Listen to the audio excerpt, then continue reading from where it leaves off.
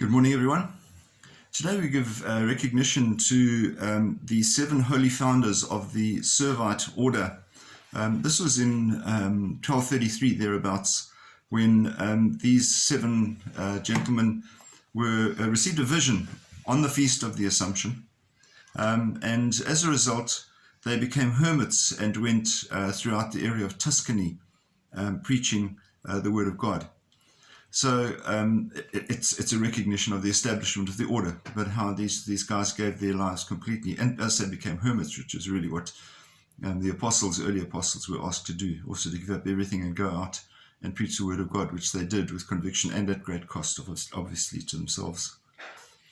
The gospel today is Mark's Gospel, chapter 8, and verses 27 to 33. And it's an interesting passage because here we encounter Jesus talking about, that the way in which he is going to have to suffer and the way in which people are required to behave. And Peter, who is obviously an older man than Jesus, considered himself to be the senior citizen, if you like, pulls Jesus aside and tries to sort of, you shouldn't be talking like that. You need to make sure that you don't offend people and so forth.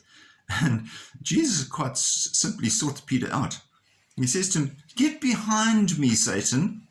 The way you think is not God's way, but man's way."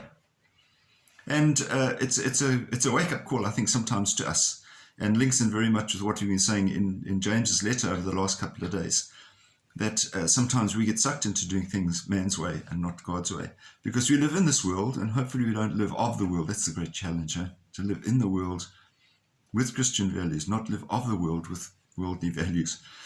And we're given that challenge, obviously, to continue to be Christians and to be that example, to spread it. We certainly don't want to be accused by Jesus saying, "Get behind me, Satan." I mean, that's tough, because it is Satan who would tempt us to go in worldly ways. I always remember about the temptation of Jesus. One of the big temptations is that Satan took Jesus up to the highest pinnacle and said, "Throw yourself down, the angels will save you." And, Jesus' reaction to him is, don't tempt me. It's not right. I'm not beholden to you. But Jesus was tempted, and Jesus resisted that temptation. And we need to be in exactly the same situation. We need to be